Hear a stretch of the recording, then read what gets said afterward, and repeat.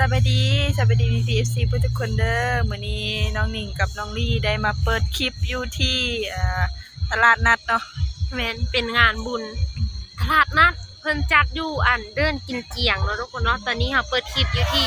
คอกงัวได้นะแต่ว่าตอนสวยหันเพิ่นสิสนงัวกลางคืนนึกเพิ่นเฮ็ดบ่อนฝากรถเนาะเฮาฝากรถอยู่ถึงนี่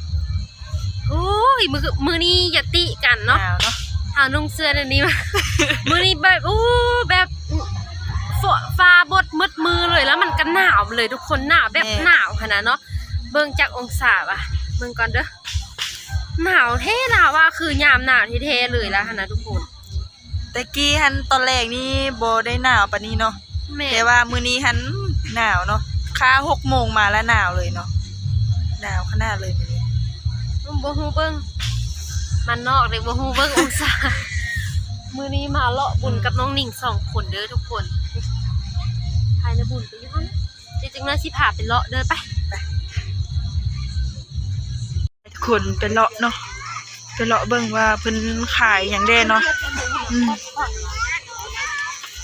น่าจะแม่นต้นเสียเขาดึกขนมอันเดบุได้ขายอยู่อ่ะนี่เบิ่งเพิ่นเฮ็ดอันนี้ถ่ายเอา YouTube มานะลงไปเลยเงินนะวิธีเฮ็ดป๊อปคอร์นอยู่โรงสารอันบ่แม่นอยู่โรงสารเด้อเพิ่นสิไปทุกๆงานเลยนะมาแต่เบี่ยงพุ่นว่านี่ล่ะซีบ่ตัวนี้ใส่สลีใส่น้ำตาลแดงซีดได้ป่ะอันที่นั่นซีดเรื่องแม่นใส่ซีดเต็มที่เขาชื่อมันอันนี้ด้วยบ่ได้มีแนวปุ้นว่ะบ่น้ำตาลแดงครับบ่เอาน้ำตาลขาวคักเนาะน้ำมันหน่อยนึงเอาตัวไม่ไหม้ให้เฮาดีเด้อค่ะซื้อสวยถุงนึงนี่ตัวนี้มาหรือว่าจะเอาตัวนี้ก็ได้แซ่บบ่ซุมันดีเด้เก็บหมด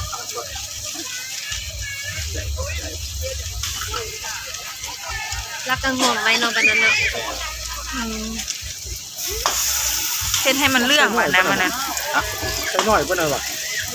แก้วละแสบเลยบ่วงนี่บ่ได้ฮอดบ่วงเลยเนาะบ่แก้วละแสบประมาณ3หยอดใช่ป่ะมันต้องได้3ซอดเป็นงวมไว้เนาะนี่3ซอด3ซอดนี่3ซอดโอ้เจ้าของร้านมันบวกเซตตัวนั้นบวกเซตตัวนี้บวกเซตตัวนั้นมันก็หลายได้กันเขาไปเห็นหลายนะเห็ดผู้ดีมันแซ่บมันนัวนี่ก็ยากแล้วอันนั้นเพิ่นกำลังหายเนาะ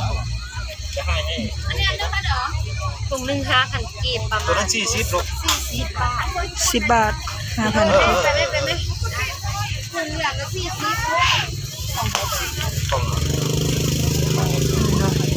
ให้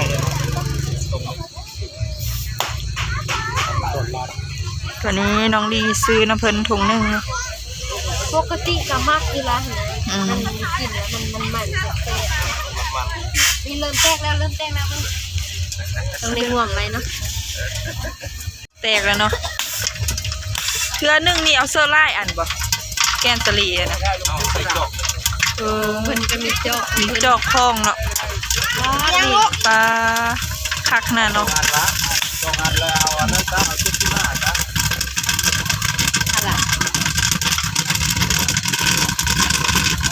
โอ้คักอยู่ได้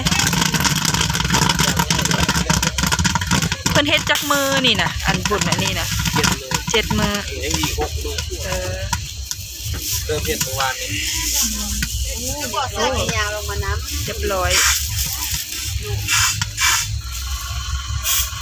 โอ้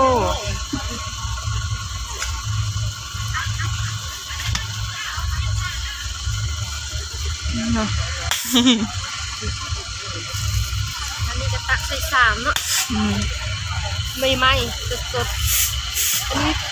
ป๊อปคอร์นเนาะอยู่โหงอย่างนี้แพงยิ่งเลยเท่าเดิมกันที่โหงนะก็เลยเคยซื้อว่ะรู้แต่ว่าแพงระบบการซื้อเนี่ยมันเป็นอันโซนอันแดงๆอันนี้เนาะ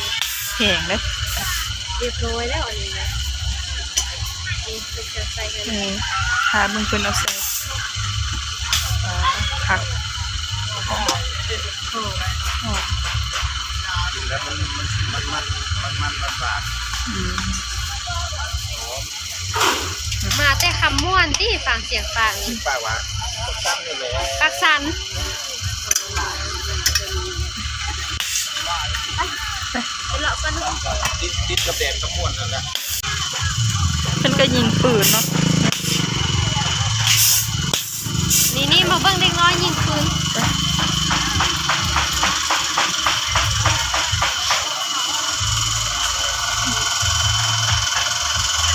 ลูก500สิโอ้ย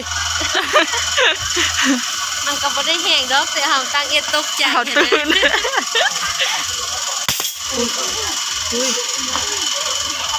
ได้อยู่บ่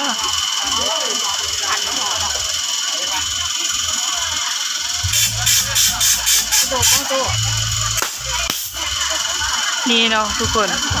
เด็กน้อยเพิ่นก็กำลังยิงเนาะ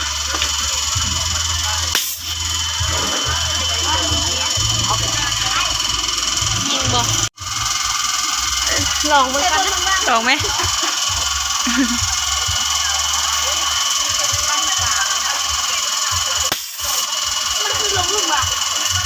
น้องดีสิลองยิง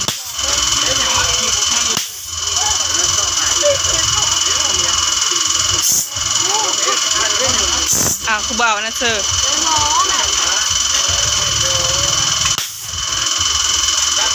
ลองเนาะว่าเฮาสิได้บ่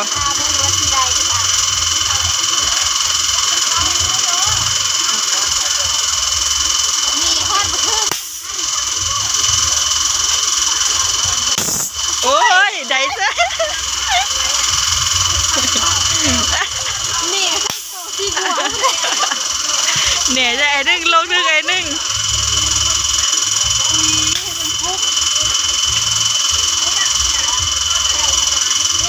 กาโต้นะนี่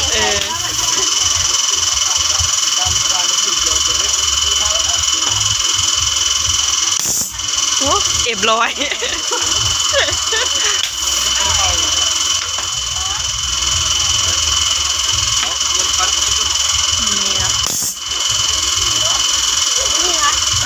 ยิงลอง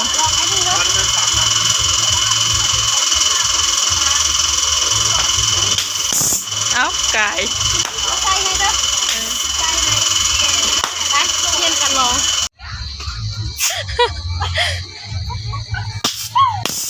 อุ้ยบ่เอาเข้านักก็ได้นะเข้านักแล้วมันบ่ออกอุ้ยนุ้ย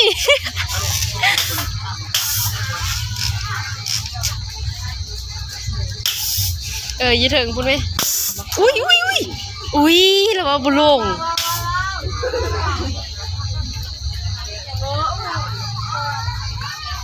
อุ้ยไปต่อแนวอื่นเปล่า นี่เนาะได้ไอ้หนึ่ง ลองพักบ้างบ่ ไปลองอ่ะ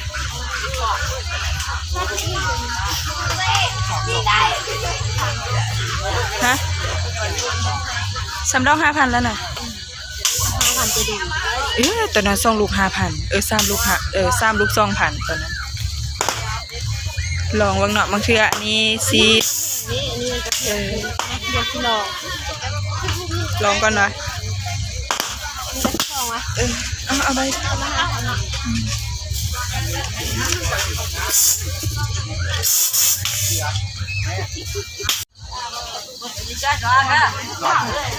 ไปจัดการ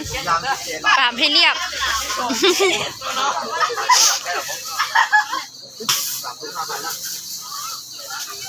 อุ้ยสัตว์บ่เป็นอันนี้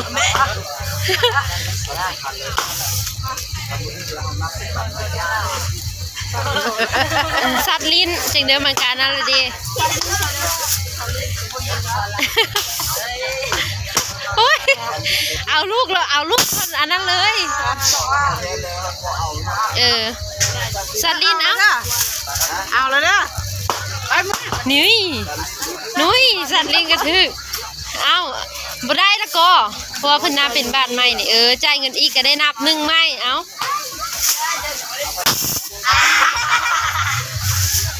คันเอาเป็นลูกเขาเด้อเลย 6,000ได้หมดเลยได้หมดละเนาะไปอุ้ยอุ้ยอุ้ยชอบได้เงินปะเห็นดีวะเห็นไปเฮ้ย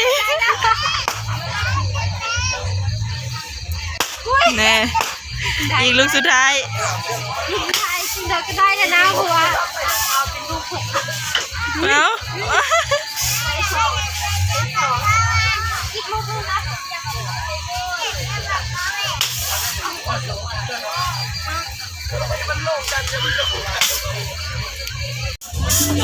มึด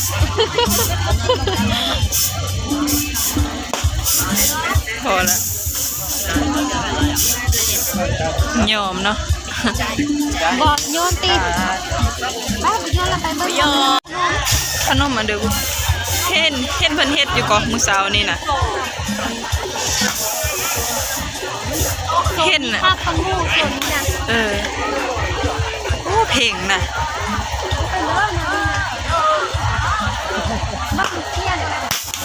อยากเปลี่ยนอยู่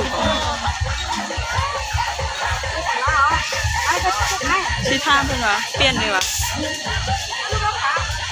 โกบโทรศัพท์เนาะ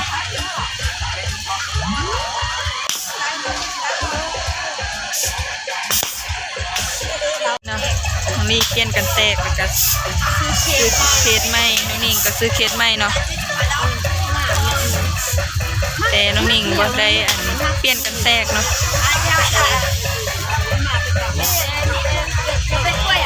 รุ่นแนวของน้องลี่ฮั่นมันอันนั้นจะซอกยากเนาะไปเบี่ยงกันจังกะบ่มีจะมีแบบหลายรุ่นเหตุเนาะเป็นทำกับพลอนบางอันเขาว่ากับฮิตเสาฮิตไหวเลยต้องมาแล้วกันแล้วกันทำมาฟันแล้วแม่นั่นรุ่นใหม่มาจะซื้อโทรศัพท์ใหม่แล้ว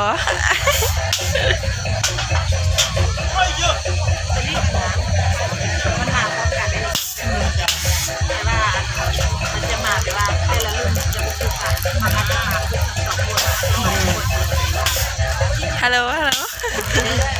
iPhone 4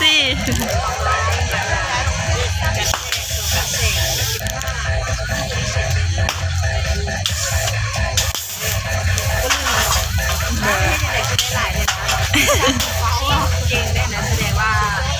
เมื่อไหร่คันเตอร์30 ถ้าเราจะมาเลาะตอนทุกวันเลยแมนไปเลาะต่อใช้หลาย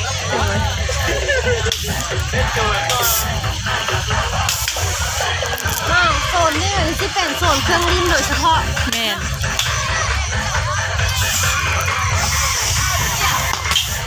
อันนี้ก็แมนสไลเดอร์จักอันมือเซานี่มาเฮ็ดอันมีขวัญนั่นก็จักไปสิเดินอ่ะโซนนี้ไหม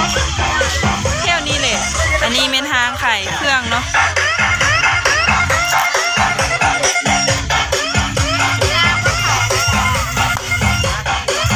เอาสิไปซื้ออัน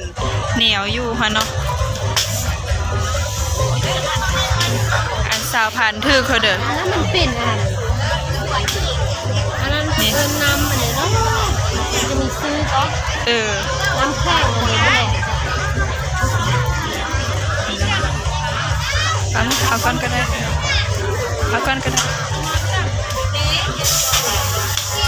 เอาไหมเนี่ย1,000 กินกิน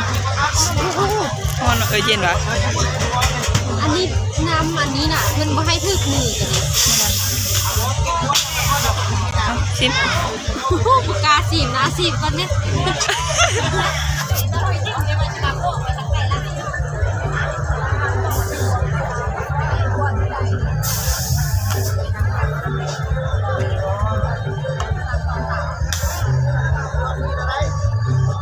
ย็นวะเป็นเด้ออ้าวคือบ่มีควันอุ้ยเอามีไม่เอาคือบ่มีควันมันน่ะมันเย็นพอละตีลองเอาเข้าละเป้าแม่ บอกปกติค่ะเอ็ดมาแล้ว นี่มันมีแต่มันมีบ่ล่าเป็นน้ำดนแล้วตีบอกเอา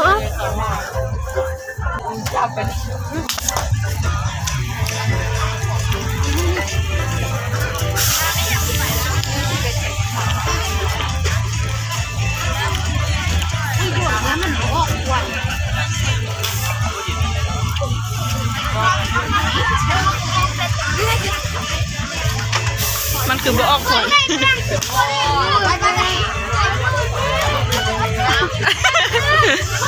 เอ้ยมันเสาออกขวดแล้ว แซ่บอยู่เนาะ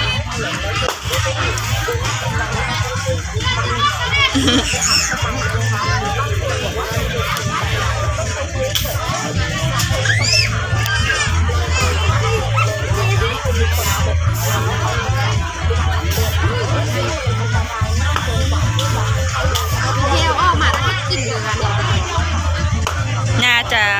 ะแม่นั่นที่บ่ออกมาแล้วที่กินบ่เป็น โอเคแนะนำผู้ใดที่เห็นอันนี้ตอนนั้นเอาออกเพื่อกินโลดเด้อ แม่นเน่ปินมาพี่ดู เน่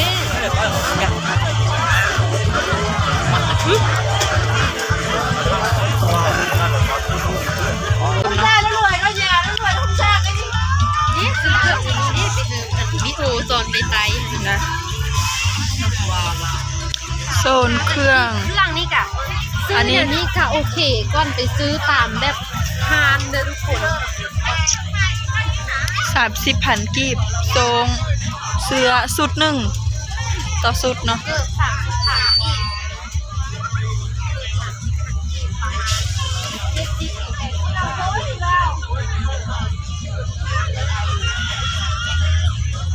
ทางคุณดิบ่มีที่ทาง มีน่าจะเป็นอันกิน นี่ค่ะจะไปทีมอยู่เสียบ้างต้องที่นั่นเนาะ ที่มันเด้อ นี่ กินรถระบบ โอ้มาซื้อไข่ลูกไป ซื้อไข่ลูกมา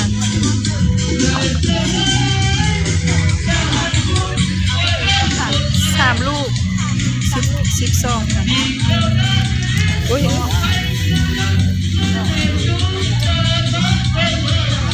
เบอร์เดิน เอาไข่ลูกเอาเบอร์น้อย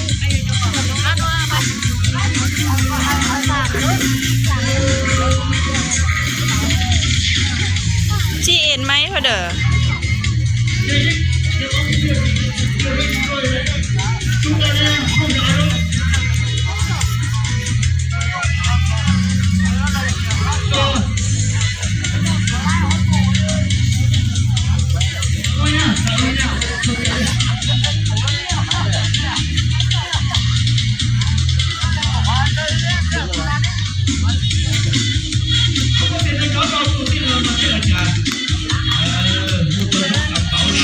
คนหลังจากที่เราเลาะมาเบิร์ดแล้วเนาะเราก็จะไปซื้อป๊อปคอร์นไปเนาะไปฝากแม่นางเพิ่นเฮ็ดใหม่ๆกำลังหอมๆอยู่ได้เนาะตอนทำมาอิดเฮากะแวะมาอยู่เนาะซื้อ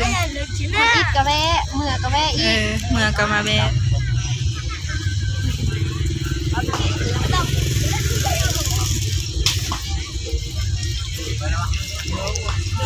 ถุงนึง5,000กีบ แม่ 20 บาท20 บาท ไป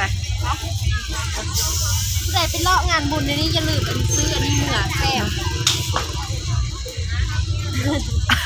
เอาที่ผ่ากันเหงื่อเลยเด้อทุกค แม่ น เพราะว่าตอนนี้กระเบื้องมาเลาะจากชั่วโมงนี่เนาะเขตโทรศัพท์เลย8 โมงเอาเลาะพอดีชั่วโมงนึง แม่นโอเคเนาะทุกคนคลิปนี้น้องหนิงกับน้องลี่กับพาพี่ๆ FC มาเลาะตลาดนัดเนาะ ไปยังเข้า คลิปนี้เราก็จะพากันจบไปเป็นเพียงเท่านี้เนาะทุกคนเนาะ และมาคลิปนี้ก็อย่าลืมกดไลค์กดแชร์กด Subscribe เพื่อเป็นกำลังใจให้น้องหนิงเฮ็ดคลิปต่อๆไปเด้อเนาะทุกคนเนาะไปเมื่อได้บัดนี้บ๊ายบาย